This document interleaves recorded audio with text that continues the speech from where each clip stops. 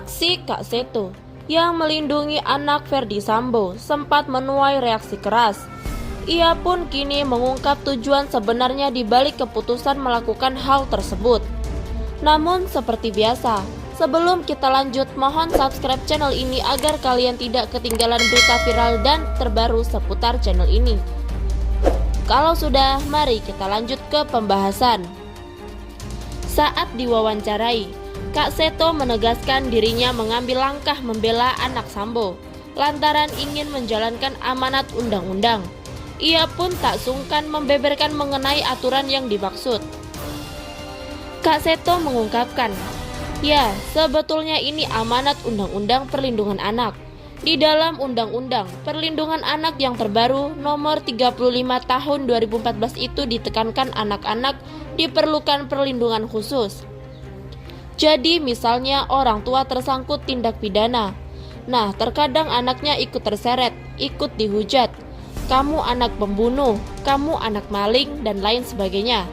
Nah, itu harus dilindungi. Siapa yang melindungi? Pertama adalah negara. Negara berarti pemerintah baik pusat maupun daerah. Lalu juga lembaga negara. Kan sudah ada membentuk Komisi Perlindungan Anak Indonesia atau KPAI. Kalau ada Polri, ya institusi Polrinya sendiri, lanjutnya. Selain itu, Kak Seto merasa harus bergerak melindungi anak Ferdy Sambo, lantaran sudah banyak yang mencolek. Ia pun menekankan bahwa yang dilakukannya saat ini untuk mengingatkan kepada semua pihak betapa pentingnya undang-undang perlindungan anak di tengah masalah orang tua atau apapun yang ada. Jadi kami karena banyak masukan buat di LPAI ini, ada anak butuh perlindungan khusus gimana LPAI? Nah, kami ke sana sebenarnya ingin mendorong negara hadir termasuk institusi sendiri. Silahkan ayahnya diproses secara hukum, tapi anak-anak ini dengar-dengar dibully lewat media sosial dan sebagainya. Tolong juga diperhatikan, dilindungi sesuai amanat Undang-Undang Perlindungan Anak.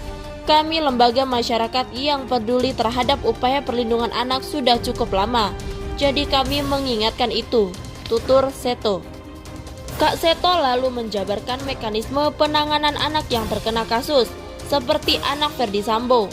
Langkah pertama yang dilakukan olehnya ialah bertemu dengan si anak. Ngobrol santai, lalu menanyakan perasaan apakah sedih, takut, tegang, marah, dan lain sebagainya. Kemudian dilakukan treatment psikologis yang membuat dia pede bahwa itu adalah kesalahan orang tua, tidak menyangkut diri anak sendiri. Jadi bisa mengkonsepkan diri yang positif dan juga tetap melanjutkan aktivitas sehari-hari secara normal, kata Seto.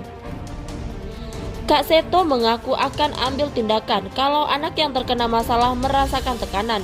Ia melakukan itu pun berpatokan ke aturan yang berlaku. Misal sumber dari tekanan dari media sosial, sementara tidak bermedsos dulu, puasa media sosial. Tapi kalau ternyata sumbernya dari lingkungan pendidikan formal sekolah, yang menghindarkan lingkungan yang tidak kondusif tadi. Jadi tidak sekolah dulu, izin dulu. Pemerintah juga sudah punya mekanisme untuk anak-anak yang terkendala melanjutkan pendidikan formal itu bisa pindah ke jalur non-formal atau informal dengan sistem homeschooling, pungkasnya. Bagaimana menurut pendapat kalian?